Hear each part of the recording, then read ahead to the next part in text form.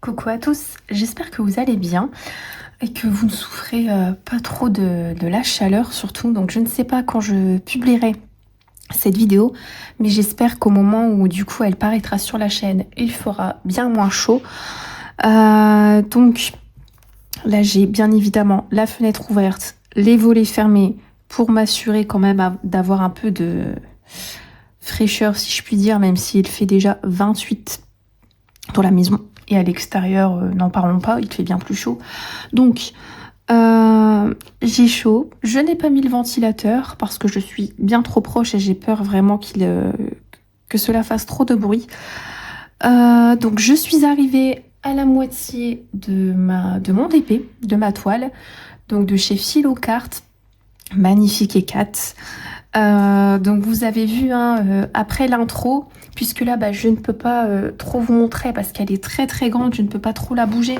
Elle fait, pour vous rappeler, la toile complète 60 par 80 cm et l'illustration en elle-même 52 par 72 cm. Donc vous imaginez bien que c'est compliqué. En revanche, après l'introduction, je vous ai mis mon avancée, voilà, pour que vous puissiez la voir intégralement. Donc je suis arrivée à plus de la moitié. J'ai terminé tous les strass, puisqu'en fait sur cette toile, alors tous les diamants sont en résine. On a des micro-diamants 2.0, donc pour la peau, pour par exemple le visage, les bras, enfin les mains, voilà. Et c'est tout pour les micro-diamants. Et ensuite, on a des strass donc dans les boucles d'oreilles, au niveau de sa capuche, dans son collier de serpent, dans ses bracelets et dans sa bague. Voilà, donc c'est les micro-diamants, pardon. Les diamants spéciaux que l'on a, des sortes de strass. Et voilà, je pense que c'est tout. Oui, on n'a pas de diamant AB ici, ni de poussière de fée. Mais ça brille énormément, déjà avec les strass qui attirent toute l'attention au niveau de ces bijoux. Les micro-diamants qui assurent un relief incroyable au niveau du visage. Elle est magnifique. Et c'est de la résine, donc ça brille de partout. Donc j'ai terminé pas mal d'éléments déjà. Donc je ne sais pas si vous vous souvenez, mais lors de la première partie, je vous avais déjà un petit peu parlé des 4, mais une vidéo aurait été bien trop courte, si je puis dire, pour vous parler de toute sa mythologie, en quelque sorte. Donc du coup, je voulais vous retrouver à la moitié de la toile pour poursuivre un petit peu la découverte des 4. Voilà, donc ce sont des diamants ronds. Je vous mettrai mon code promo de moins 10% en barre de description, ainsi que du coup à l'écran. Excusez-moi, je suis un peu fatiguée par la chaleur. Et puis je vous mettrai également mon lien d'affiliation, tout comme le lien de cette toile en fait. Voilà, donc écoutez, c'est un pur bonheur et c'est rigolo parce que quand je ne la voyais pas diamantée, quand elle n'était pas diamantée, je l'imaginais beaucoup plus sombre, obscure que cela. Et en fait, on a plein de couleurs. Il n'y a pas que du noir, donc il y a du noir dans la cape, bien évidemment. Mais pas seulement, parce qu'on a du orange, on a du violet, on a du bleu. Donc du coup, elle est pas si sombre que cela. Donc du coup, n'hésitez pas à prendre quelque chose à boire, un petit thé, une petite boisson fraîche, votre DP, voilà, et puis préparez votre petit plateau, votre petite barquette, votre petit stylet. Puis écoutez, on va commencer à diamanter. Alors là, j'ai eu envie de partir dans le petit fantôme. J'ai sauté une case Mais c'est pas grave, j'avais envie de partir ici. Et puis, bah écoutez, vous savez, hein, c'est un sujet qui me passionne. Donc, on va plonger du coup avec, dans l'histoire, dans la poursuite de l'histoire des 4. Donc, pour ceux qui auraient manqué la première vidéo, bah, je vous la remettrai en barre de description. Comme ça, bah, vous pourrez aller la voir, voilà. Et bah, quand même, quand on voit Hécate, elle paraît très très sombre, etc. Et je pense que déjà avec la première vidéo, j'ai cassé pas mal de clichés sur elle, parce qu'on a vraiment tendance à l'imaginer comme une... comment je pourrais dire, une méchante sorcière, voilà. Mais il faut savoir que dans l'Antiquité grecque, c'était tout l'inverse. Alors, je vais prendre mon diamant 8, c'est celui-ci. C'était vraiment tout l'inverse. C'était une divinité pré-olympienne, du coup, hyper bienveillante, protectrice des foyers et des marginaux, comme je vous l'avais dit. Et bah, je vous résume un petit peu ma première vidéo, mais on va pas, je vais pas passer, on va dire 2 heures dessus, parce que je vous l'ai déjà expliqué. C'est juste pour vous résumer, pour que vous vous souveniez un petit peu de ce que j'ai abordé dans ma première vidéo. Et du coup, oui, souvenez-vous, je vous avais dit qu'on l'appelait la déesse des carrefours, parce qu'elle protégeait les... Alors, je sais pas si vous voyez ce que je fais. Oui, vous voyez ce que je fais. Elle protégeait les voyageurs. Donc là, je fais les petits 8. Donc, on en a, oui, au niveau du fantôme pour son visage. Et puis, ici. Donc, oui, elle protégeait les voyageurs là où 3 chemins, du coup, se croisent. Hop. Alors, je me colle la main en même temps, mais c'est pas grave, parce que je suis très très mal placée, mais c'est pour bien vous filmer. Je pense même que je vais vous zoomer. Alors, je suis désolée, vous avez le reflet de ma lampe à LED, mais c'est parce que sinon, il fait tellement sombre, parce que j'ai tout fermé, qu'on n'y verrait absolument rien. Donc, je vais essayer de jouer avec le reflet pour que que ça ne soit pas gâché pour vous. Et du coup, il y avait même les Grecs qui plaçaient du coup... Alors, mais moi je vois plus rien sinon. J'ai le reflet dans les yeux. Les Grecs plaçaient même des statues d'elles à triple corps devant leur porte pour repousser du coup les mauvais esprits. Donc, c'est pour vous dire hein, l'importance qu'elle avait. Et je vous avais dit qu'elle avait 3 attributs principaux fétiches qui lui appartenaient, et qu'on commence du coup à deviner sur ma toile. Donc déjà, il y a les torches. Donc la torche, vous avez vu, elle est complètement terminée sur ma toile. Donc je vous avais dit que c'était pour éclairer la nuit, mais pas seulement, que c'était aussi pour guider les âmes perdues. Hop, donc je vais vous tourner un petit peu. Voilà. Donc c'était aussi pour guider les âmes perdues. Donc ça, je vous l'avais dit. Donc la torche, elle est complètement terminée. Vous l'avez vu après l'intro. Les clés. Alors, si elle en possède ici ou elle en possède pas. Parce que je vous avais parlé des clés. Alors j'en vois. Alors je ne sais pas. Il faudrait que je regarde l'illustration. J'ai pas l'impression qu'elle en possède, peut-être probablement sur sa cape, mais oui, elle a des clés parce que c'est elle qui possède le pouvoir d'ouvrir et de fermer les portes entre les mondes, voilà, le monde des vivants et le monde des morts. Et justement, le poignard, donc là, vous l'avez vu aussi dans l'intro, j'ai terminé sa main et un tout petit début du poignard. Mais la lame, je ne l'ai pas encore terminée, puisque il faut que j'arrive... faut que je poursuive l'autre moitié de ma toile, comme je suis en train de le faire. Et ça, c'est un symbole qui est très très puissant pour trancher les liens physiques, que ça soit à la naissance ou au moment du passage vers la mort. Donc voilà, on en était un petit peu ici. Mais aujourd'hui, on va poursuivre en fait. Donc, je vais juste terminer mes petits 8. Je vais changer de couleur. Hop, parce que là, j'ai que ces petits 8 là. Je pense que c'est tout. Ouais, c'est tout pour ces petits 8. Je vais les remettre dans le petit sachet. Hop. Donc, je ne sais pas si je vous avais parlé de l'enlèvement de Perséphone. Alors, je suis désolée si je vous en ai parlé parce que ça fait très longtemps. Donc, j'espère que je vais aborder quand même des nouveaux sujets. C'est l'histoire que je vais vous raconter. C'est un des mythes les plus célèbres de la mythologie grecque. Donc, c'est l'enlèvement de Perséphone. Donc là, c'est symbole 6, c'est du 9. Ok, la couleur juste après. C'est celle-ci. Donc, pour vous situer un petit peu le contexte, Perséphone, c'est la jeune déesse du printemps. Hop. J'en ai un petit peu dans mon plateau. Et elle a été enlevée par Hadès, qui est le dieu des enfers. Et il souhaitait du coup l'épouser.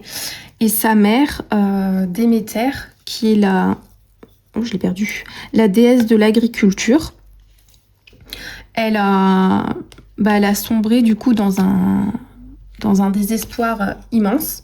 Et elle a cherché un petit peu partout sa fille sur Terre. Je pense que je vous en avais parlé. Ouais, je vous en avais parlé. Bon, c'est pas grave. Et personne n'a voulu lui dire du coup ce qui s'était passé. Et la Terre, elle a commencé à se dessécher littéralement.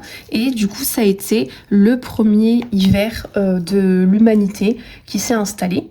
Mais vous devinez, ça va bien se terminer, puisque dans l'ombre, quelqu'un a tout entendu.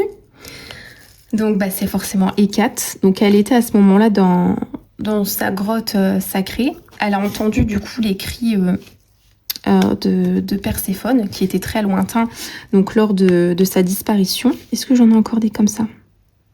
Non, j'en ai plus. Lors de sa disparition. Donc vous voyez, hein, c'est que des diamants qui se suivent et sinon c'est bloc. Donc, mais toutes les toiles de chez Filoucard sont comme ça. Il n'y a jamais de confetti. Franchement, il n'y a jamais de confetti. Donc, si vous souhaitez avoir des toiles de qualité et très très agréables, n'hésitez pas. Franchement, je les adore. Donc, revenons à Hécate et Perséphone. Donc, elle a été touchée par la détresse de Déméter. Elle est sortie de sa demeure. Ses 2 torches allumées à la main. Elle a rejoint du coup sa maman et elle lui a proposé de la guider à travers les ténèbres de la nuit pour retrouver sa fille. Donc là, on va faire du 6. C'est le symbole égal. Donc je cherche mes petits sachets. Ils sont dans une boîte répartie dans l'ordre. Donc du coup, c'est simple pour chercher. C'est ce bleu-là. Et grâce à la lumière du coup des torches d'Hécate, elles ont découvert la vérité. Donc Zeus a ordonné un compromis, je vais appeler ça comme ça, pour que Perséphone passe une partie de l'année sur Terre et l'autre aux enfers. Et Hécate, elle a pris une décision par respect et par compassion du coup pour la jeune reine. Elle a choisi de devenir la compagne éternelle de Perséphone, voilà. Et du coup, c'est pour ça qu'Hécate, elle est devenue officiellement la guide des enfers. Elle est ce qu'on appelle... Alors, j'ai une poussière dans la gorge, mais je pense que c'est la sécheresse. Nous-mêmes, on est desséchés de l'intérieur. Donc, elle est ce qu'on appelle une divinité psychopompe. Vous allez me dire, mais c'est quoi? C'est quoi psychopompe? Donc, elle accompagne les âmes lors de leur grand voyage. Donc, vous imaginez ce que c'est le grand voyage. Hein. Donc, c'est la mort. Là, j'en ai encore un tout petit peu. Là aussi. Donc, elle a ce privilège unique de pouvoir, du coup, naviguer librement entre le monde des vivants et celui des morts sans jamais, du coup, être piégée. Voilà. Et du coup, voilà. Ce qui fait qu'elle est très protectrice, elle est très rassurante. Elle n'est pas du tout obscure comme le royaume d'Hadès. Donc, hop. c'est pour ça que je vous dis, elle est d'une aide. Voilà, si vous ne, par exemple, je vous l'avais dit lors de la première vidéo, si vous perdez quelque chose, vous pouvez faire appel à elle et elle vous aidera. Alors, c'est jamais une, comment je pourrais dire, une déesse qui va prendre les décisions à votre place, mais elle va vous aiguiller. Voilà. Et ça, je vous l'avais dit. Hein. C'est rigolo parce qu'on a la tête, on a les traits du petit fantôme ici. Donc, j'ai fini.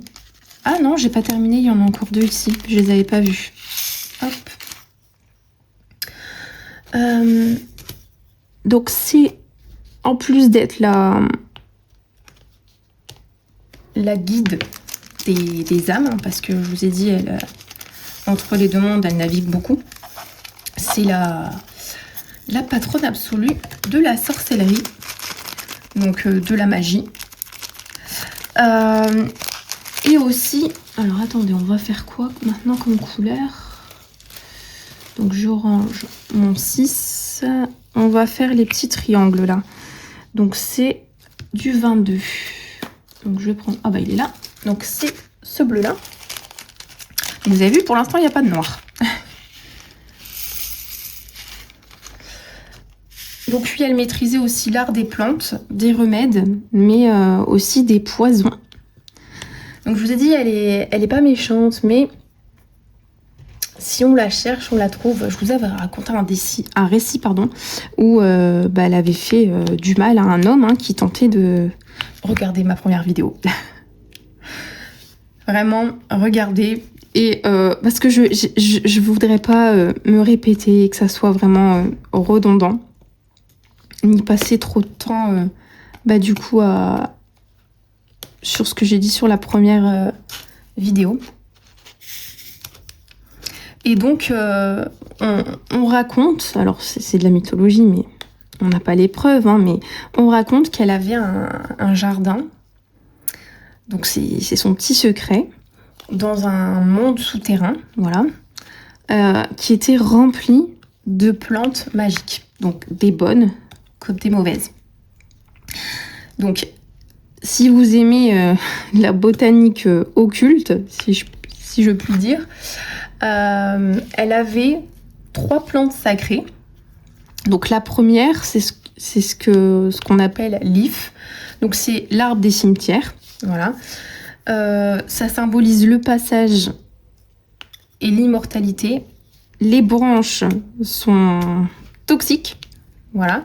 Mais ses racines s'enfoncent là où du coup reposent les défunts. Et sa longévité, du coup, elle est presque éternelle. La deuxième, c'est la mandragore. Donc si vous aimez Harry Potter, vous connaissez la mandragore. Donc c'est une plante mystique dont la racine ressemble étrangement à une forme humaine. Et vous savez, dans Harry Potter, quand on retire la mandragore de la terre, il commence à hurler. Enfin, et vous voyez, ça ressemble à une sorte de mini-humain, mini-bébé, pas très beau.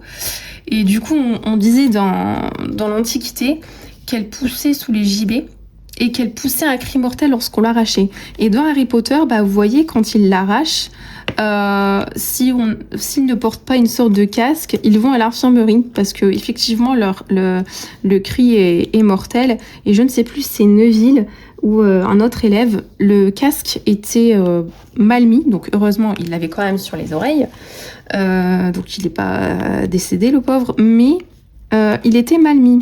Donc ce qui a fait qu'il a dû aller à l'infirmerie. Je ne sais plus si c'était Neville Londubat ou si c'était un autre élève.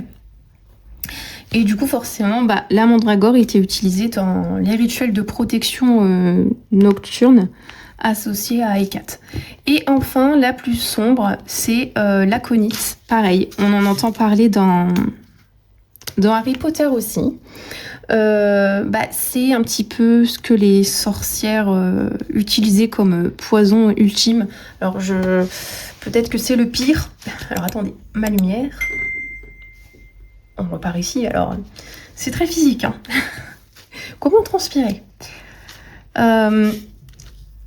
Et justement, par rapport à l'aconite, si vous avez vu Harry Potter, vous savez, avec le chien, à 3 têtes, le cerbère, qui protège une trappe, qui protège la pierre philosophale, etc. Ou non, l'aconite, c'était l'aconite tue loup. Ça tuait les loups? Je ne sais plus. Ça fait longtemps que j'ai pas vu Harry Potter. Pourtant, je les ai tous lus. Je suis une grande fan. Et je sais plus si l'aconite dans Harry Potter, elle est utilisée pour tuer les loups. Les loups, enfin, qui se transforment en humains. Je ne sais plus. Bon. Selon la mythologie, l'aconite, elle est née d'une manière un petit peu terrifiante. Lorsque, du coup, Héraclès, donc, qui était un héros, a sorti Cerbère, le fameux chien à 3 têtes des enfers, la bave du monstre, elle était empoisonnée. Elle a coulé sur le sol avec l'effet de la lumière du soleil. Hop. Et là où la bave a touché la terre, l'aconite a poussé. Voilà, donc c'est une plante qui est très très belle, mais elle est très toxique parce qu'elle est liée directement à la garde des enfers. Voilà. Et il y a la sorcière Médée qui, du coup, l'utilisait aussi. Voilà. Qu'est-ce que je pourrais vous dire? Donc, les fantômes représentent les 2 mondes, ça vous savez. Je vous avais parlé de ses cornes, je crois. Serpent, je vous en avais parlé aussi peut-être. La torche. Le poignard, je vous l'ai dit. Peut-être ces animaux, c'est important, je pense, ces petits compagnons. Je pense vous avoir parlé des chiens noirs, parce que là, on en a un, le chien noir. Alors, il est tout en bas. Attendez, où est-il? Où est-il? Oui, il est tout en bas, donc on le voit pas encore. Et je vous avais dit que ces chiens noirs aboyaient à la lune pour annoncer son passage au carrefour. Mais, alors, on la voit pas, mais elle possédait aussi une autre sorte de compagnon qui est pas très connu et c'est plutôt surprenant venant d'elle. C'est une petite belette. Et il y a une légende grecque qui est très rigolote et un peu tristoune aussi à la fois. C'est que on raconte qu'il y a une sorcière qui s'appelait Gale, comme la Gale, et elle était très très cruelle. C'était une femme qui était menteuse. Elle était obsédée par plusieurs vices. Et du coup, les dieux, pour la punir, ils l'ont métamorphosée en belette. Voilà. Et du coup, elle a été condamnée à errer ainsi.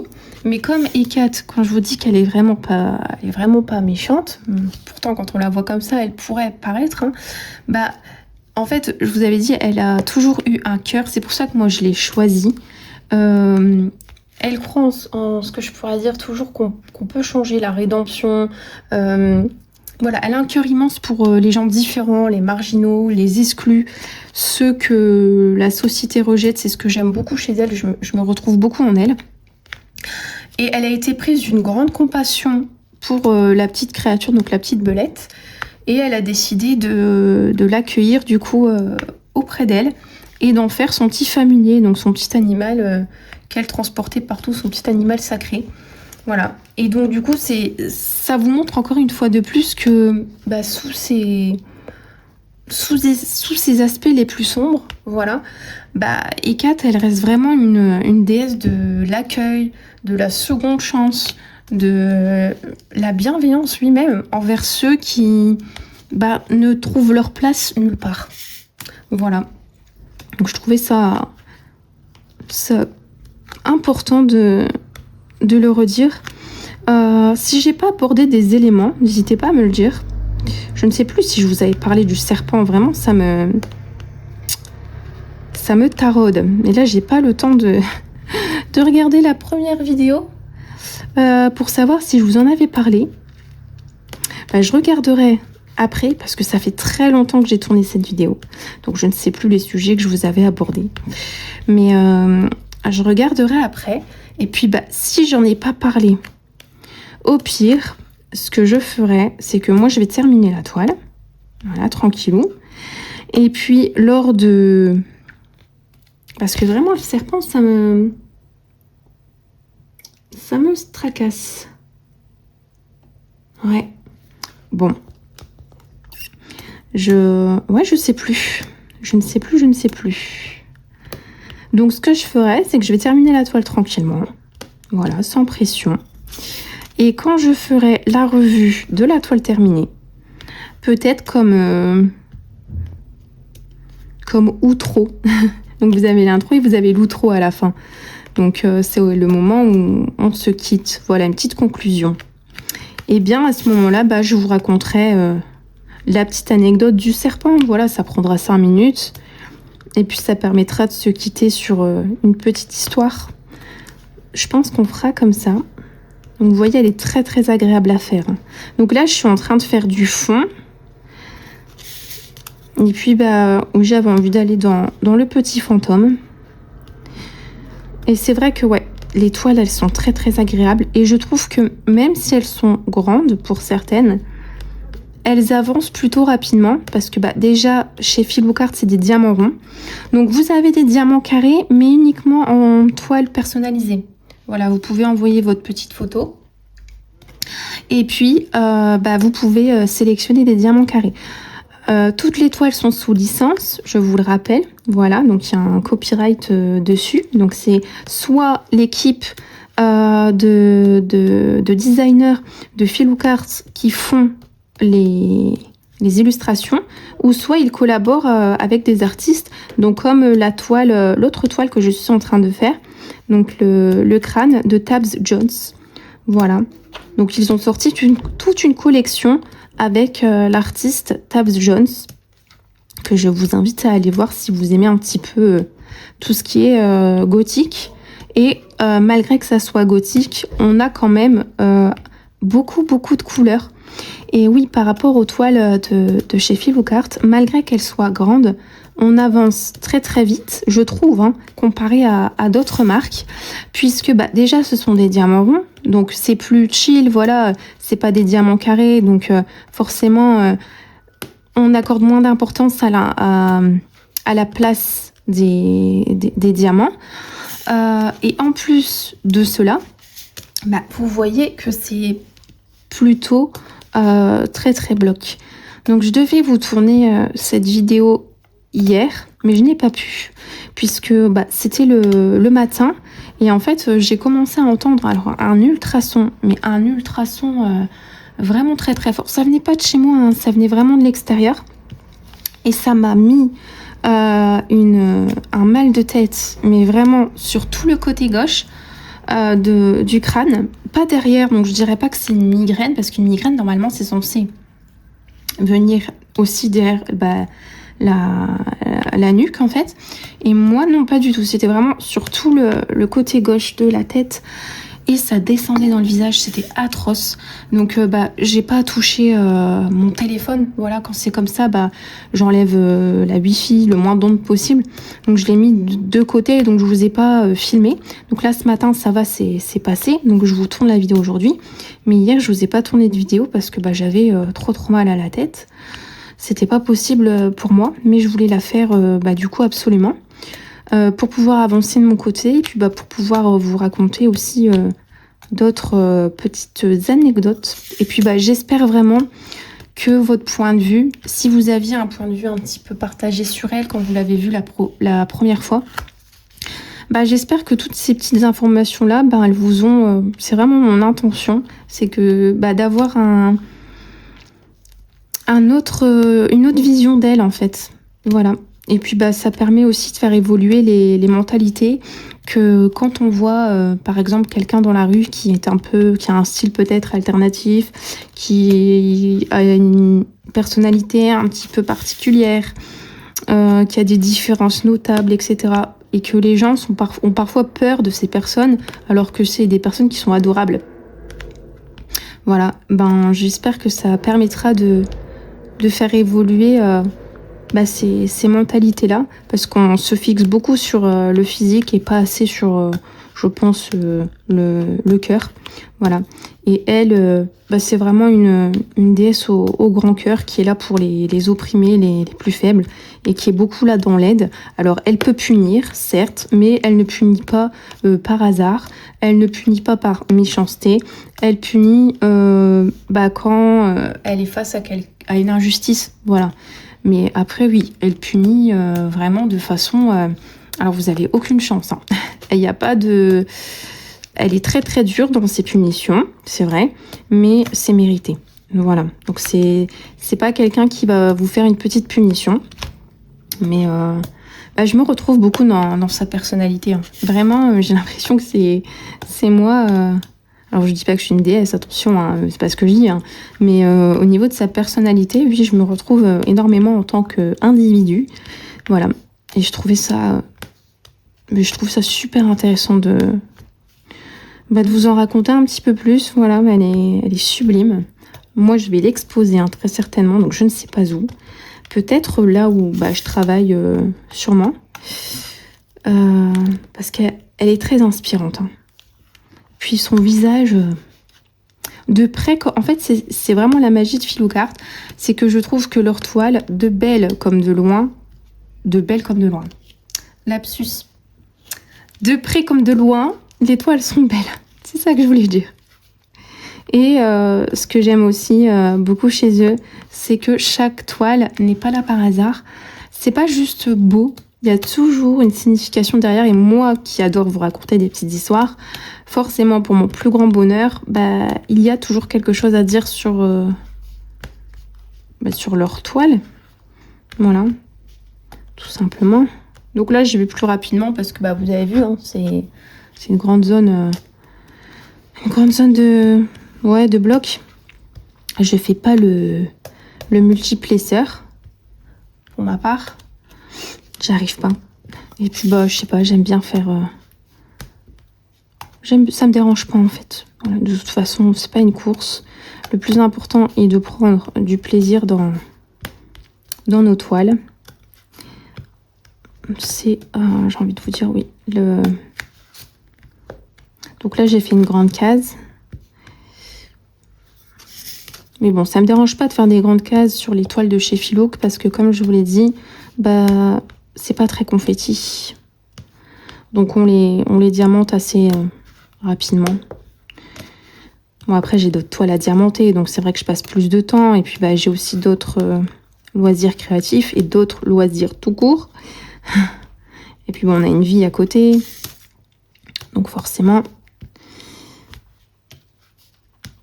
moi, j'ai passé en tout cas d'excellents moments. J'espère que vous aussi, à vous raconter, à vous conter, voilà, ces petites histoires. Alors là, j'ai un amas de diamants collés. Et puis, voilà, vous voyez qu'elle n'est pas si sombre que ça. Moi, ça m'a surprise.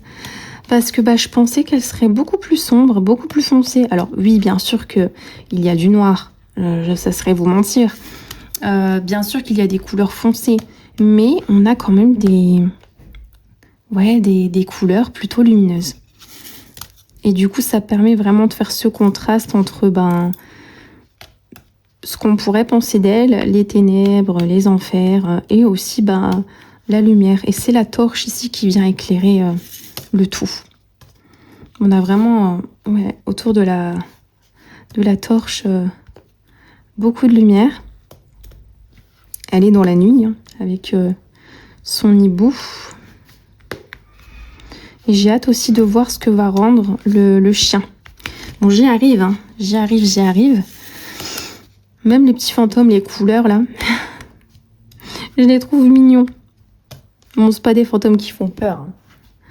C'est pas des fantômes qui font peur du tout. Ils sont très imagés. Voilà, très... Puis mes enfants ont vu la toile. Ma fille m'a dit « Ah, belle !» Et mon fils m'a dit aussi qu'elle était très belle. Donc, vous voyez, ils sont pas effrayés du tout. Je pense que si ça ferait peur... il l'aurait dit. Après, peut-être que... Oui, elle peut faire peur à certaines personnes qui n'ont pas l'habitude. Je ne sais pas. Bon, en tout cas, Moi, je la trouve pas terrifiante, pas du tout.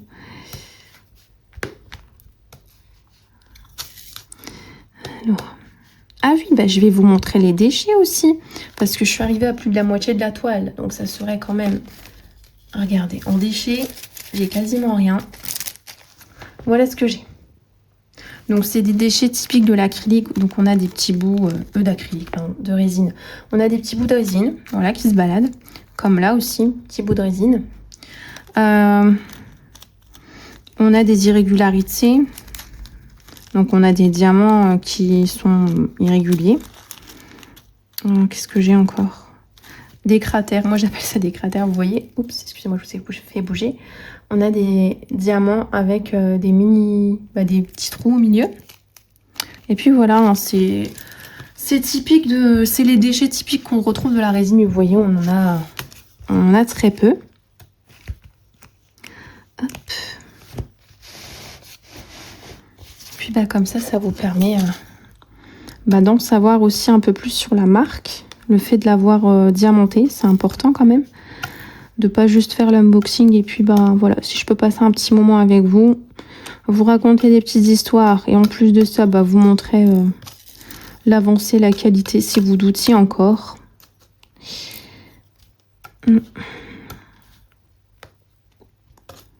Et puis leurs toiles sont disponibles en longue durée. Hein.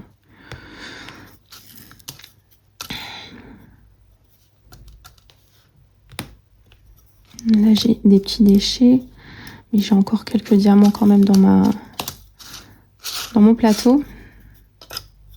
Donc ça c'est un déchet, je vais tout de suite le mettre. Donc là je travaille avec des sachets. Les sachets de chez Filouk. Et puis leurs petites... j'ai mis leurs petites étiquettes avec les chiffres et j'ai rangé en fait tout par ordre. Et pour rappel, on a 55 couleurs. Enfin, 55 couleurs. On a 49 diamants... non, qu'est-ce que je dis? On a 40 couleurs en diamant résine classique. On a 1, 2, 3, 4, 5, 6, 7, 8, 9, 10, 11, 12. 12 micro-diamants. Et 1, 2, 3 diamants spéciaux. Voilà, au niveau des strass, vous savez. Je crois que c'est les gris, strass. Et le reste, c'est les diamants noirs assez gros et de taille moyenne. Voilà. Donc, je vais juste terminer ici ce qu'il y a dans mon plateau. Et puis, je vous laisserai. En espérant que cette vidéo vous a plu. Hop. Alors, est-ce que je vais réussir à les prendre? Là, j'ai beaucoup de colle, de la cire sur celui-ci. Bon, j'en ai encore quelques-uns. Donc, j'espère qu'il ne fait pas trop chaud par chez vous. Je pense qu'il fait chaud partout. On est partout en vigilance. J'espère vraiment, là, de mon côté, on est dimanche. J'espère que la semaine prochaine... ça va se rafraîchir un petit peu. Paraît-il qu'il va y avoir de l'orage. Bon, on verra bien. Hein. On verra bien. Hop. Voilà. Donc écoutez, moi je vais vous laisser ici pour aujourd'hui. On aura fait ça ensemble. Donc j'espère que cette vidéo vous aura plu. N'hésitez pas à vous abonner si ce n'est pas déjà fait. À mettre un petit pouce vers le haut. Si la vidéo vous a plu, hein, bien entendu. Je ne vous oblige en rien. Je vous embrasse bien fort, prenez bien soin de vous et de vos proches et puis on se retrouve dans l'espace commentaire et puis je vous dis à demain pour la prochaine vidéo. Bye.